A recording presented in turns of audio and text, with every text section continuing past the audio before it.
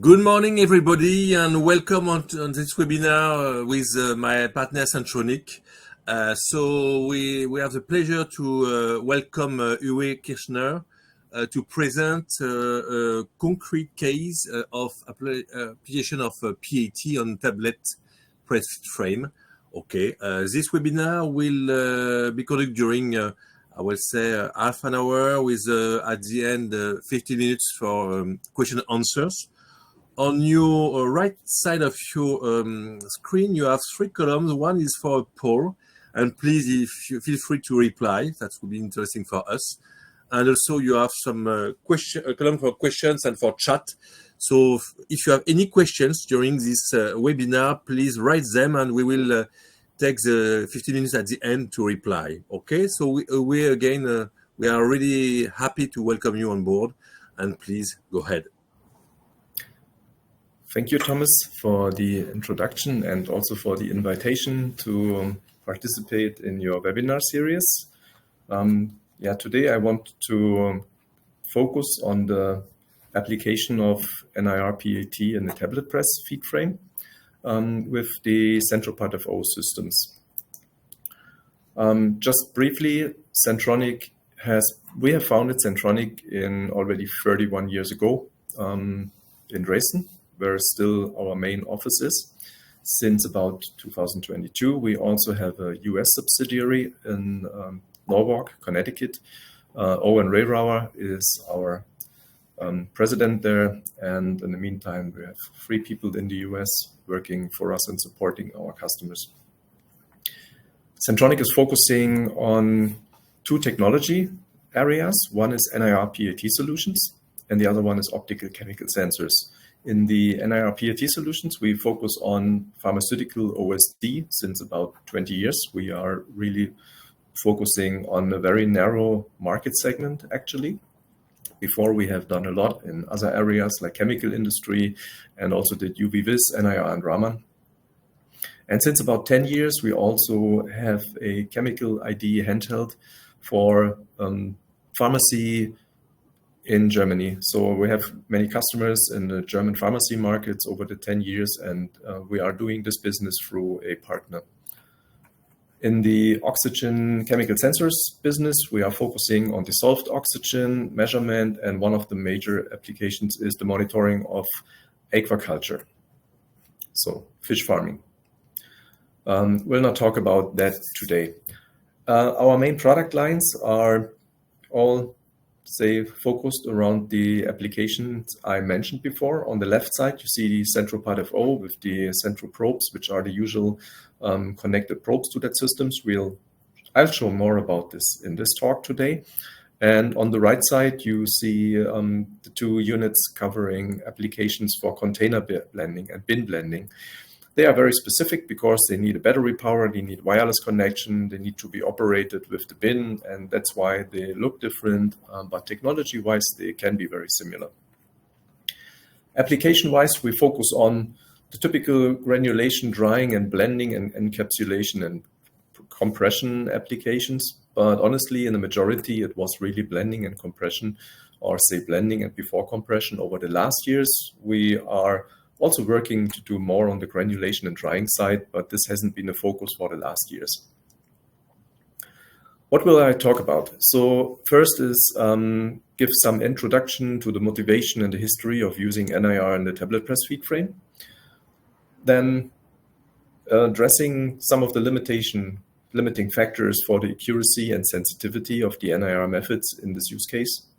I'll demonstrate a few industry examples. Most of the publications have been by Pfizer, where we have been working a lot over the last years, and they are publishing a bit more than others in the market are doing. So examples are more on this area.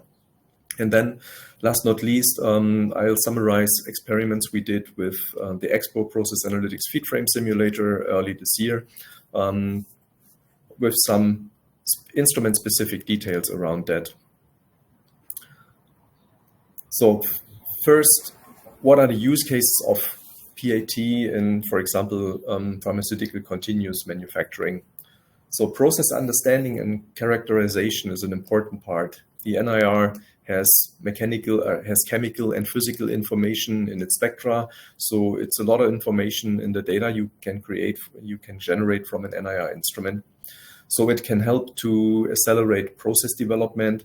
It can support also DOEs and the development of residence time distribution models, specifically for continuous manufacturing, where tablet press is, of course, one of the major points to measure.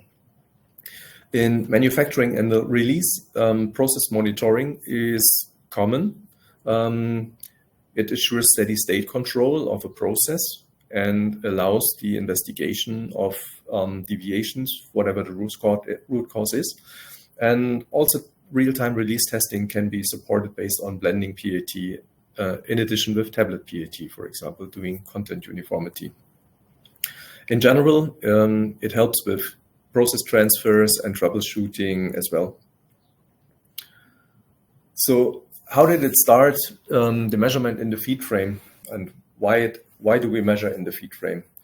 What can we measure here? We can measure the blend potency, so how much API is in the blend, and how does this change over time, for example, as a result of segregation or transportation of material. What is the uniformity of the blend? So you get fast physical information, you got fast information about the representation of API over time. And based on this, also content uniformity can be calculated based on the potency and blend uniformity input. Yes, and why in the feed frame? Actually, the feed frame is the last processing step before compression. So the material there has a very good sample presentation. So we have a very consistent and well-defined presentation of the material. And this slide here on the right side is one of the early works in this area from Patrick Wahl, RCPE, in his doctor thesis. He was investigating that in very early days. In our history, we had first discussions around this topic with partners and customers like Phil Doherty and Hedin Walferson at this time at Novartis. And we saw then later on the first publications about this topic by Pfizer. Dan Blackwood and Howard Ward was doing the early work here already in 2010, 11, 12, and then the first publications around 2013. We got involved as well early with the RCPE test. This is an early picture from the work at RCPE, also from 2013, where early SentroPAT, the RLS, was used here in a laboratory scale tablet press, and it was checking segregation in this case, so segregation effects at the end of a batch. And Patrick Wahl was also presenting about that at our user meetings in Dresden at this time.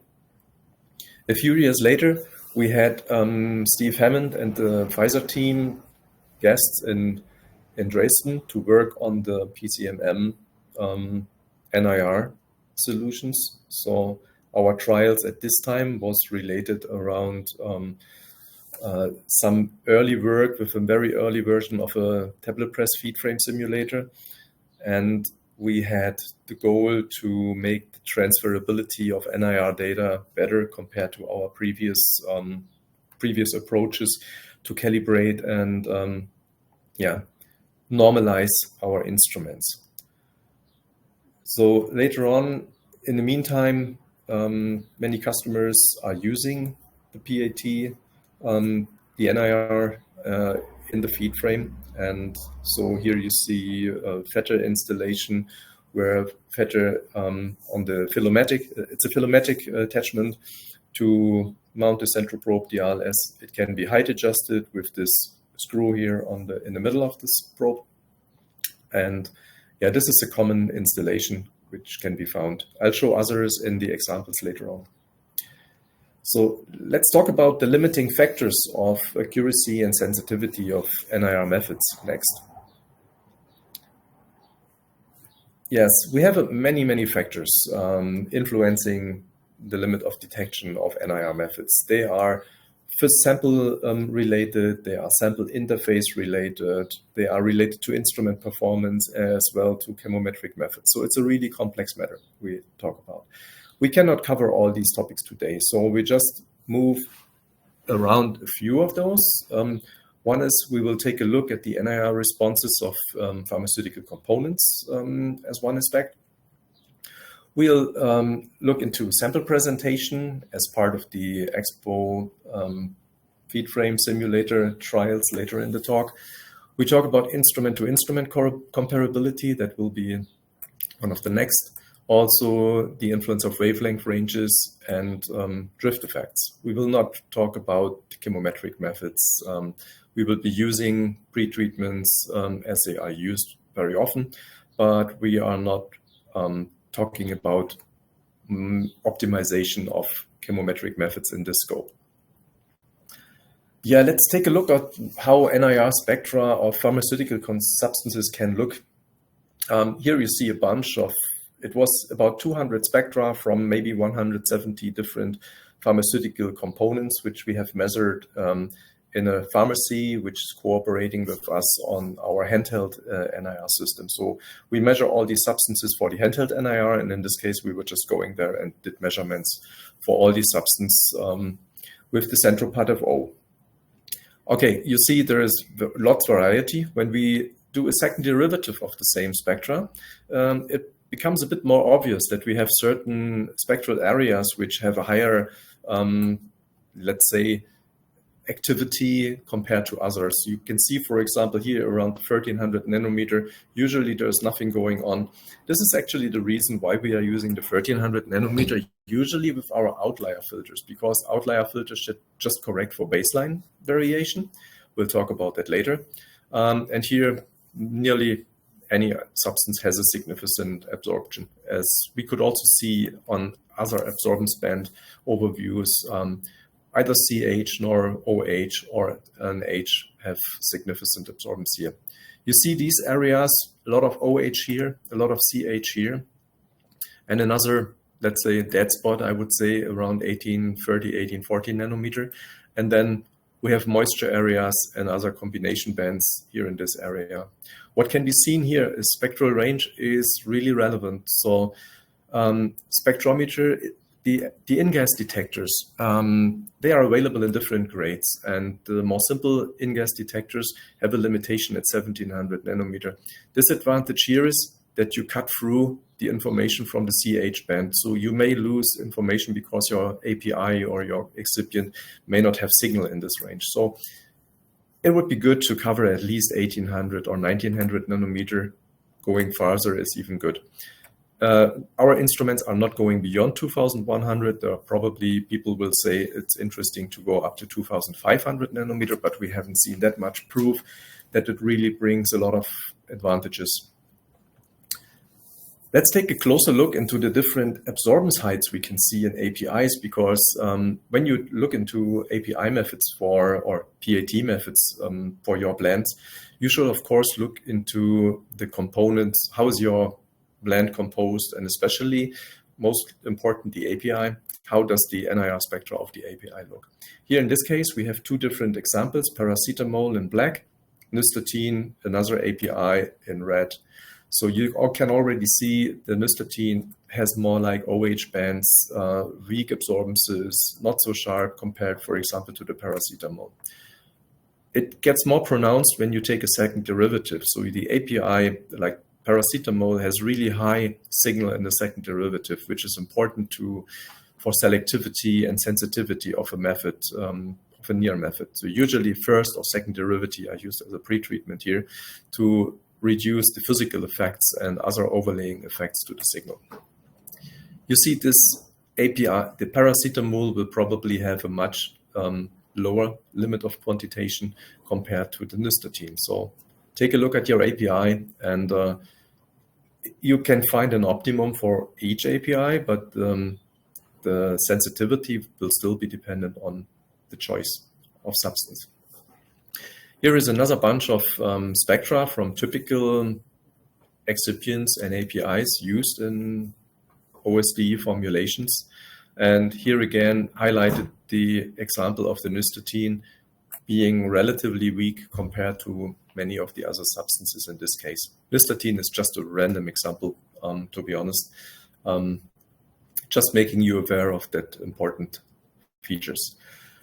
Okay, take a look at the instrument side of the factors. So SentroPAT FO is in the market since about 2010. The first installations in PAT was around 2011, 2012.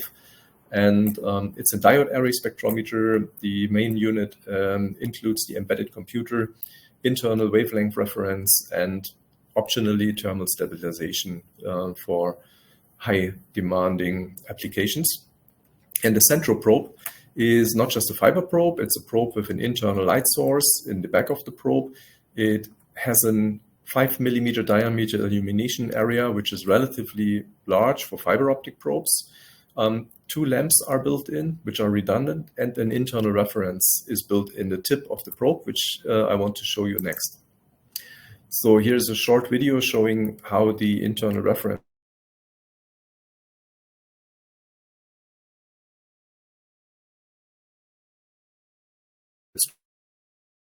turned off. And now let's see, this is the internal mirror flipping, and this is taking an internal reference now, and now the mirror is flipping back and the internal reference is completed. So now we have been able to take a new white reference for the system with that, correcting for long-term changes, for example. Also, the window can be temperature controlled and heated, which also means that the area around this tip, including the white standard, can also be temperature controlled. This is also more for very demanding applications. Let's take a look at the X-axis calibration. So until 2017, before Pfizer came to us and said, hey, this is not enough, we need a better comparability between instruments, we were usually calibrating our instruments just based on the certified peaks of the WC1920 standard. Later on, we improved that. So we developed this new method to use a second derivative spectrum of the WC1920 and calibrate our instruments based on the master spectrum we have generated in 2018. So that means since 2018, all our instruments have been calibrated using the same reference spectrum generated from a second derivative 1920 and corrected by other physical standards which are certified to have the absolute accuracy in the instruments. And to maintain the wavelength calibration, we have an internal filter in the SentroPAT FO, as I mentioned before. And whenever there is a deviation between the set point of this internal filter and the actual wavelength, it's going to be corrected. So that means we are shifting the spectrometer back. This is more like locking the x-axis. It's not that we are using this spectrum for the x-axis adjustment, it's more locking in the calibration once it is adjusted. So that means we take in the reference with the WC1920 spectrum, do our x-axis calibration, and then we lock the x-axis for a long time, which can be years usually. We were looking at the deviations of our peak findings in the wavelength accuracy tests of our instruments from FATs and IQs and OQs of the instruments. And we can see these different peaks of the WC1920 have a real low standard deviation with a slightly higher standard deviation at the upper range, which is expected because this peak in the WC1920 standard is a really relatively weak peak. It doesn't have a very high or sharp band. Yeah, this was about instrument calibration and sample spectrum effects. Now let's take a look at a few industry examples. As I mentioned before, most of them have been published around PCMM activities.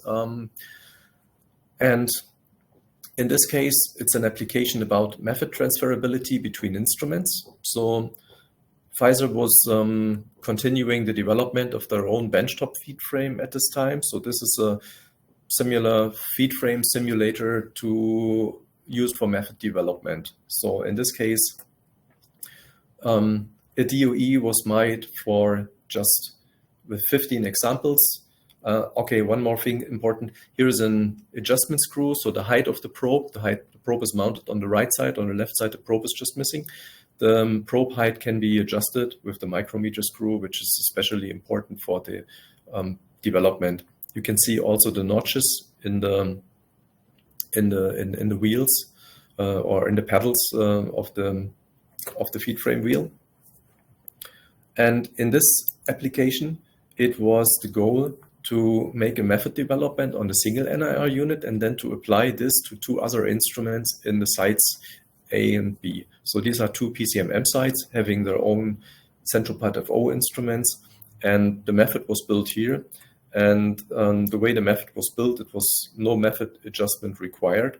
And this is actually the potency prediction as the validation set between HPLC data and the actual data between different instruments and different sites. The way this approach was achieved was by very rigorous smoothing, actually. So the smoothing of the Savitsky-Golay filter was quite many data points. Details can be seen in the publication if you are interested in that in more detail. Another application also is about the use of the SentroPAT FO in multiple sites, but in this case, it was not a simulated application, but the real API predictions and the real use case. And here in this case, the approach was more to see potency deviation detections. So the goal was actually to assume the potency is at 100%, which can be quite well known for a loss and weight feeder system. This is, you know how much material, for example, is going into your continuous line. So it's relatively sure that the 100% can be achieved. And in this case, the NIR can be used to measure accurately the deviation from the set point. So it's not a pure quantitative measurement, but it's a quantitative measurement which is assuming that the basics is around mean. So it's more like finding spikes. The setup is the same as before, but this time in the real feed frame. This is the typical installation of the central probe in a Courtois module P press, where the probe can be height adjusted by the micrometer screw, which is not always necessary because in standard situations you can leave that. And then what is usually done, have a 1 millimeter distance between the probe and the pedal wheel fingers. In this application, 126 samples were used on the benchtop feed frame with about 150 grams per blend. So it's a low amount of material used to make a robust method. So it's not requiring to run the continuous line for this purpose. And the PLS method was then using a spectral range which was cutting away the edges because the edges sometimes are more noisy. And in this case, SNV was used before second derivatives and proved the best results. And 3 latent variables were chosen for the PLS method. And here the difference is shown between the real RMSEP of the PLS method and the mean-centered result. The mean-centered is what I was telling you in the beginning, is that centering the assumption that the 100% label claim is in the line. So it's more like, you see there are differences between these instruments. They're probably related to the challenges with the actual, say, formulation dependency. A last example from this is more about the lead lag. So what happens in the feed frame and how does this correlate with the NIR signals? So the NIR can here be used to investigate the distribution of signal between the hopper and the measurement with 2 NIRs in 2 wheels of the feed frame. So what I was showing in the beginning, for example, was about that you can use the NIR in both wheels of the feed frame in this case. So here it can be seen there are 3 different NIR locations. The green one is actually a content uniformity measurement.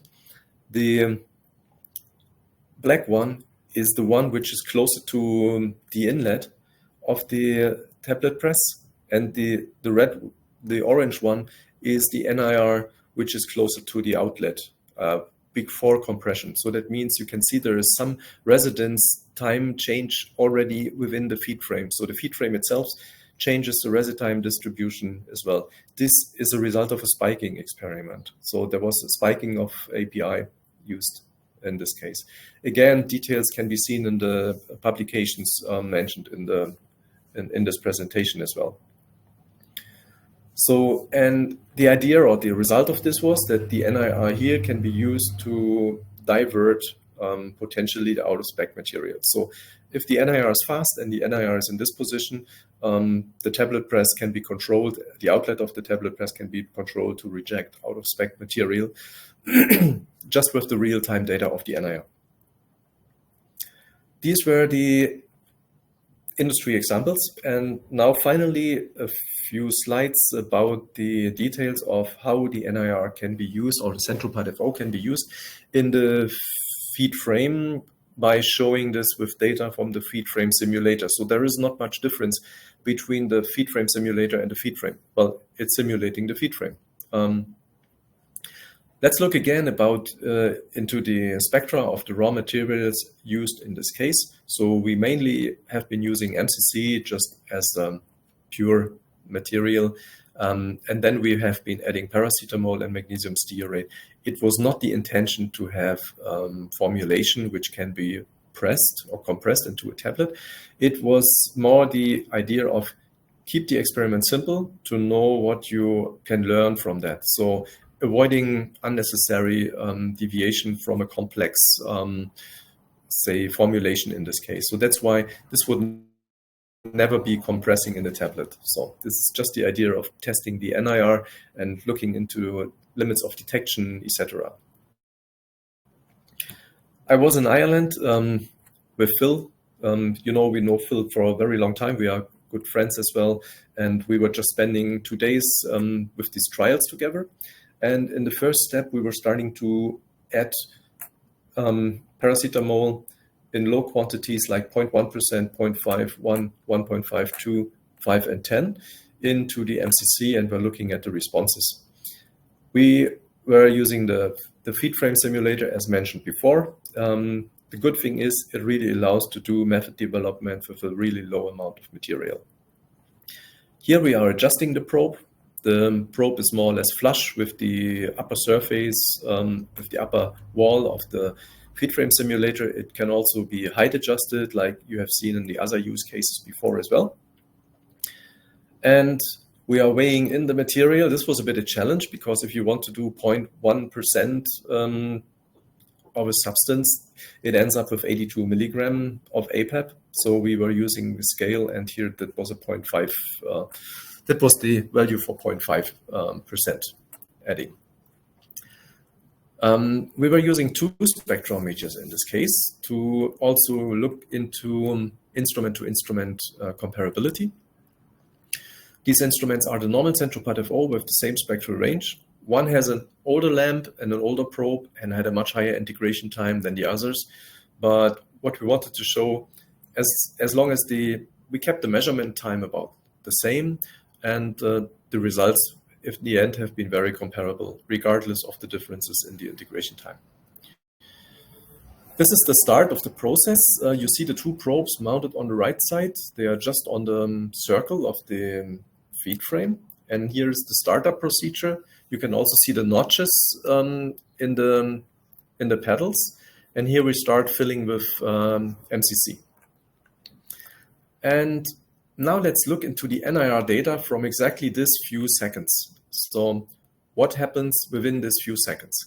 In the beginning, the static condition, our probe looks into the air. We have a 1 absorbance unit at 1300 nanometer. This was the baseline wavelength we decided for previously because it has less influence from substances.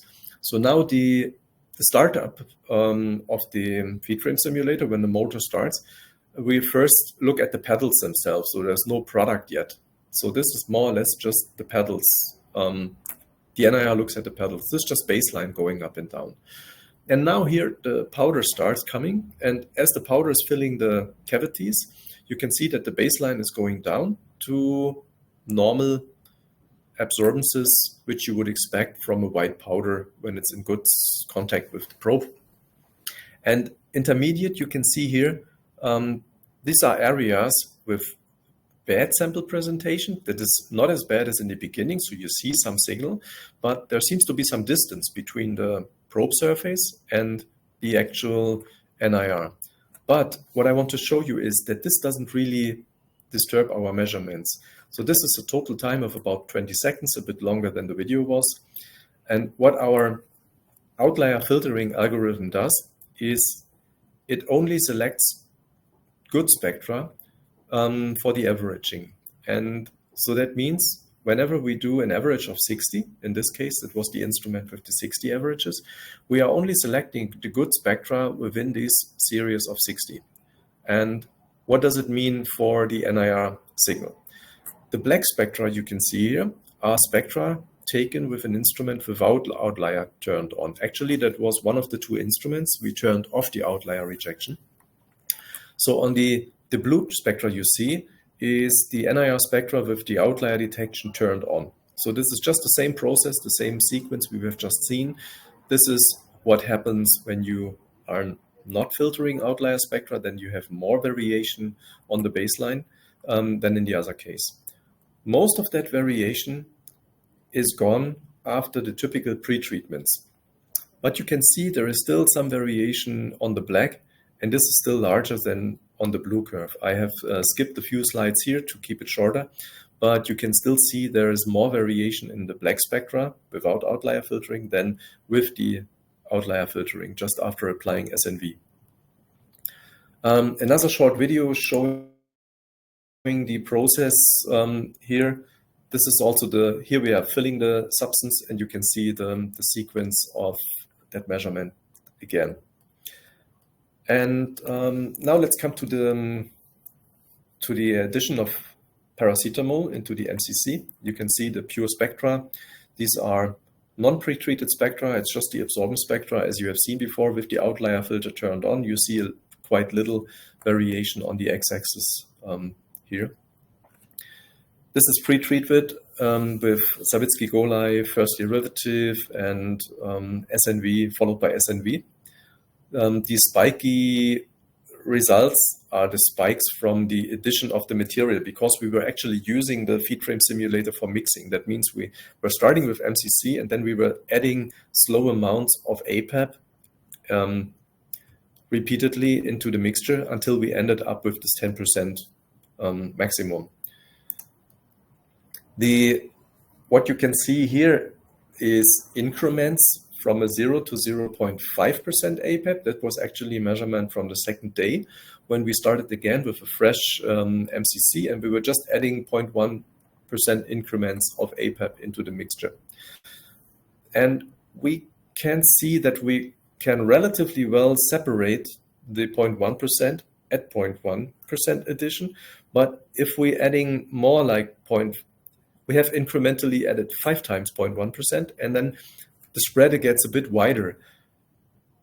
The assumption is that this is not due to inaccuracy of the NIR method, but it's the remaining inhomogeneity in the sample, which creates the readings being more wide, because the APAP mixture into that, we still look at a relatively small amount of material every time. So the variation we see on the readings for the 0.5% are a bit wider in their distribution, probably due to the inhomogeneity in the mixture.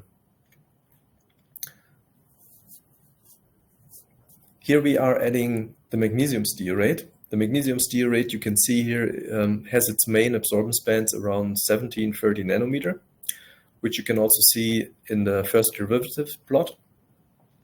And again, we were building a PCA method with using the vector predictor, vector director in this case. And we were just using free factors, free latent variables in this case. But this method also included the data from both instruments. So it was not just one instrument, it was the NIR data from both instruments. So at least 1 or 2 factors were just covering the variation between instruments in that case. Applying this method to both instruments. You see on the left side instrument 1 and on the right side instrument 2 measuring the same time. So that's why it looks like twice the same curve you can see. You actually see the mixing. So after addition of the MCC, in this case, it's APAP, sorry. Okay, no, this is the magnesium stearate added to the 5% APAP. So there's a 5% APAP blend, and now we added 0.1 and up to 2% magnesium stearate. And you can see the mixing of the magnesium stearate quite well in the predictions at each of the concentration steps. Both predictions, or the predictions, were run about 5 minutes before we added the next. So what are the conclusions? We are coming to the end already. So NIR can well be used in the tablet press freeze frame, and it is feasible to support the process understanding and process development. It's also an enabler for a real-time release. Here's a sentence not completed. That happens. SentroPAT FO systems are optimized for the robust operation and production environment. That's what I wanted to show you as well. And tools like the feed frame simulator from Expo can really support the economic and fast development of PAT methods with a really low amount of substance. Sometimes substance can be really quite expensive. Yeah, that was more or less the conclusions of the talk. Just 2 announcements in the end. And thanks to Phil and Owen and Sebastian helping me as usual with the preparation of the presentations and slides around that. Thanks for all your feedback. And now we are preparing also another webinar within a week. And Sebastian was at a customer doing a video with Henrik, our colleague, for showing the SentroPAT DA in operation. This is going to be the topic of a webinar next Thursday, 27th June at 11 a.m. Same place here in Tom's webinar series. Thank you so much. Uwe was really interesting and great. And I'm pretty sure now that with Sebastian, we have a new actor studio for pharma applications. Thank you very much. And now it's time for question and answers. I think Kim was quite working for many questions. So can you see them, Uwe, in the chat column? Maybe from Kim. Yes, please feel free the others to write down your questions so we can now answer. So Kim, the first one was about. Can you see them, Uwe? My questions? Yes, I can see this. No problem. I see them, sure. Okay. Well, thank you very much for a very interesting presentation. I think you covered the ground pretty well. I'm impressed about the workings of the paddle wheel. I have a few questions pertaining to the physical mechanical parts of how this paddle wheel and the NIR adaptations might counteract the remaining heterogeneity. You call it the remaining inhomogeneity, but it is heterogeneity. My first question is, are you of the understanding that there is a little bit of mixing still going on as the paddle wheel rotates? Yes, sure. Okay. There is mixing going on all the time, yeah. Okay, so even in the paddle wheel sectors, there is still a little bit of heterogeneity. Yeah. Okay. That's also what I would guess from. We kept the experiment simple to also be clear that there was nothing else in the mixture, so we're just a binary mixture to make this approach easy. And yes, it is expected, and we have been seeing this also from these slides here. For example, when you look at the 0% line, there is comparably little variance compared to the variation we still see here. Yeah, so this is actually instrument noise, and say the representation or prediction error because it is always 0% MCC, because nothing in there, it should just show 0. But of course, it has some noise on the signal, and this is the remaining instrument-related noise coming from the method itself, coming from the instrument noise, and the effects of the PLS method. And you see an increase in this variation, even at the end of the mixing time. It is not going to the same low level, which shows to me there is heterogeneity in that mixture seen on the sample amount. So this is always covering the amount of material we measure within 1 second. So it's already a mixture of ISO 60 spectra or 140 spectra. It's we have other slides where we calculate about the amount of material measured with each, with the assumption of penetration depth.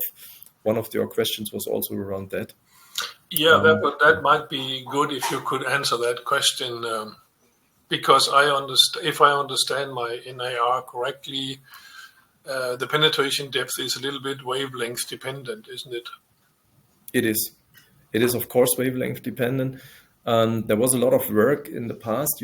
There's a couple of publications around the topic going back to, I think, 15, 20 years.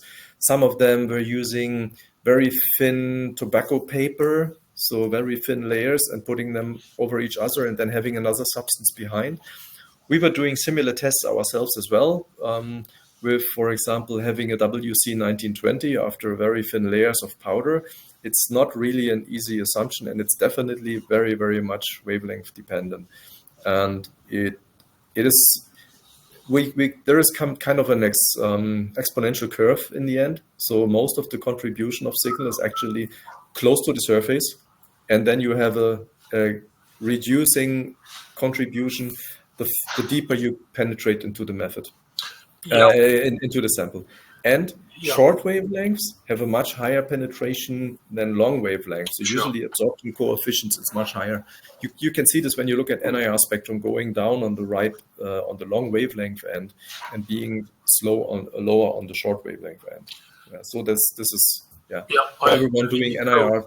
So I got that right. I understand that. Is it possible for you to talk about an efficient penetration depth and kind of average for those wavelength peaks that are of interest for you? Have you ever tried to quantify that? Honestly, I myself haven't really seen something really scientific sound, to be honest. It's very difficult. We see assumptions. We see a lot of you want to keep it as simple as possible. It is not simple. It is difficult in the end. What you usually see is someone between 0.3, 0.5 millimeter is a usual approach for the wavelength ranges we are using. But it's probably worth a complete webinar to talk about this topic and to discuss that. True. I think it's a difficult thing. It's very difficult, I agree. So I was just probing to see how far you have come with that difficult topic. Are you familiar with the book called Multivariate Data Analysis in Pharmaceutical Production? Multivariate data analysis is, of course. No, but it was a whole compendium made by many authors. A book that came out 3 or 4 years ago. Oh yeah, that one. As you are an expert in sampling, and we are great to collaborate with you, and we made a webinar a few minutes ago before this one about such topic. So maybe I can have other questions for users if you agree. I don't see any more except yours. I have 2 more. Maybe we will reply to most of them. Yeah. Yeah, well, in your PLS models, I noticed that you selected 3 latent variables, 3 components. Do you have any interpretation on what the 3 components mean physically? I mean, obviously, the first one has to do with the main linearity between concentration and spectral peak, but the other 2, do you have any idea of the physical meaning of them? There was mainly instrument differences because we had 2 instruments using at the same method. So we were not building it on one instrument, but on both instruments involved. Well, that explains There's a need for those. Yeah. Okay. Yeah. Otherwise, it would have been just one factor. Yeah, but you can also control as I showed before, the Pfizer case, for example, where the method was built on one system and then transferred to 2 instruments. It was actually using a 63-point-second derivative, so it was a real rigorous moving. So this helps a lot with overcoming instrument-related variation, but it also takes away sensitivity on the other side. So it's always a compromise. In this case, we haven't spent that much time yet on optimizing the methods because we knew it's a kind of artificial system we are testing here. So we think about doing more with the data we achieved from that, but it's a matter also of time and resources going into that. I fully agree. Yes. And something very interesting you mentioned and you highlight on your slides, which is already displayed, is about the stearate of magnesium, that the wavelengths, especially when you go to very low level, are really over 17,000 nanometers. So it really shows that, unfortunately, when you can't have this wavelength range, you can't see the variation of stearate. And most of the time, it's also applied for API. So it's really important to have this wavelength range, because I have to face in the past some tests about that. And when you are limited to 16.5 or 17, you can't see that. So you can't see the variation of low level of stearate. That's true. That's true. The absorbance band. Anybody else for questions? No? Don't be ashamed. No problem. We are here for you. Maybe Ali or Anna or Pedro? No? Okay, I think we are almost finished this webinar. Again, thanks a lot, Uwe, for presenting very interesting presentation of the application of your PAT on feed frame. It was a real pleasure and very interesting. We stay at your disposal for everybody to go further. We are dealing for French market, but for the others with Centronic directly. So we were pleased for this webinar, and now the next one will be on this series would be about blending, and so please feel free, if you didn't done that up to now, feel free to subscribe. It will be on the 17th of June, and with the same presentator, so Uwe and maybe Sebastian also from Centronic. So again, thank you so much. And this webinar could be watched in replay, and you can share to your colleagues if you want, and I will come back to you after that. Thanks. Have a good day. Thank you very much, Uwe. Bye-bye, Kim. Thank you. Thank you. Bye-bye. Bye.